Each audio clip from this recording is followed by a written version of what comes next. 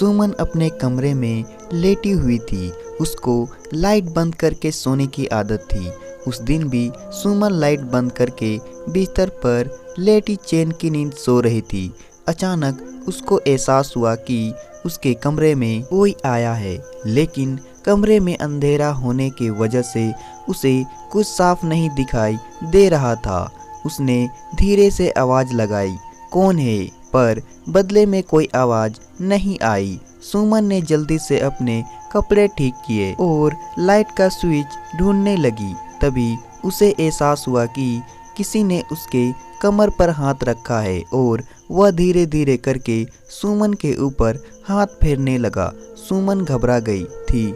आखिर कौन हो सकता है? सुमन ने उससे अपने आप को छुड़ाने की कोशिश की, पर उसने मेरे दोनों हाथ पकड़ लिए। वह सुमन को ऐसे छू रहा था जैसे वह उसका पति हो। शायद सुमन ने भी वही सोच लिया कि हो सकता है मेरे पति हो, मुझे सरप्राइज देना चाहते हैं, इसलिए वह मेरे साथ ऐसा कर रहे हैं। फिर अचानक सुमन को याद आया कि उसका पति तो ऑफिस के काम से बाहर गए हैं। यह सोचकर सुमन और डर गई और जल्दी जल्दी लाइट का बटन ढूंढ रही थी ताकि वह लाइट जलाकर देख सके कि आखिर उसके कमरे में कौन है। लेकिन सुमन ने जैसे ही लाइट जलाई तो देखकर हैरान रह गई। वहां पर तो कोई नहीं था। इस बात से सुमन बहुत ज्यादा घबरा गई थी, इसलिए उसने दोबारा लाइट नहीं बंद की। लेकिन बिना लाइट बंद किए सुमन को नींद नहीं आती थी, क्योंकि उसकी आदत बन चुकी थी लाइट बंद करके सोने की। इसलिए उसने फिर से लाइट बंद की और दरवाजे को सही से बंद किया और फिर सो गई। अब सुमन को डर की वजह से नींद नहीं आ रही थी। उसको अपने पति की बहुत याद आने लगी थी। खैर, जैसे तैसे सुमन ने वो रात काट ली और सुबह उठकर सबके लिए नाश्ता बनाया और सभी को नाश्ता दिया। सुमन के परिवार में एक देवर और एक जेठ और उसके सास ससुर रहते थे। सुमन की जेठानी मायके गई हुई थी, इसलिए जेठ अंकित का सारा काम सुमन करती थी। पूरा दिन सुमन ने काम किया है। रात को खाना खाकर सुमन अपने कमरे में सोने को चली गई। बहुत थक जाने की वजह से सुमन लेटते ही सो गई। सुमन को लेटे करीब आधे घंटे हुए थे कि आज उसे फिर से एहसास हुआ कि जैसे उसके कमरे में फिर से कोई आया है। सुमन की नींद खुल गई और बिस्तर पर उठकर बैठ गई और आंख मलते मलते अंधेरे में देखने की कोशिश करने लगी।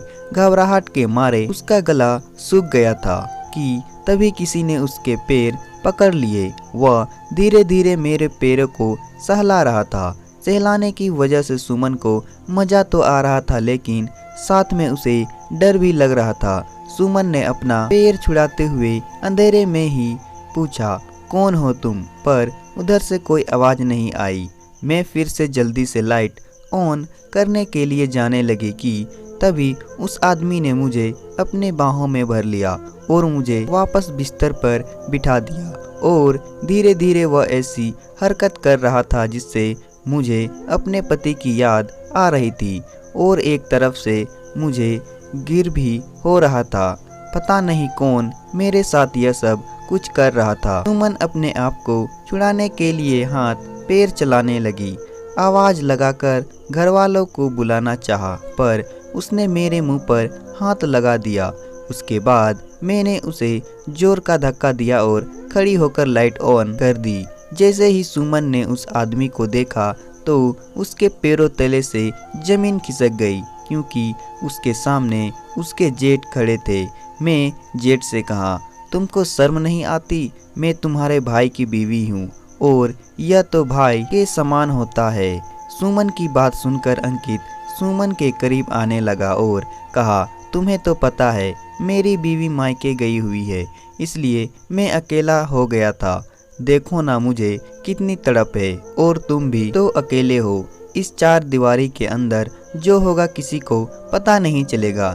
ऐसी बातें सुनकर सुमन को और भी गुस्सा आ गया और जेठ को कमरे से बाहर निकाल दिया। कुछ दिन के बाद सुमन का पति आया तो उसने अपने पति से कहा कि मैं अब इस घर में नहीं रहूंगी, आप मुझे अलग ले चलो। उसके बाद सुमन और उसका पति घर छोड़कर चले गए। तो दोस्तों, कहानी पसंद आए तो वीडियो को लाइक करें और साथ ही साथ चैनल को सब्सक्राइब भी कर दे।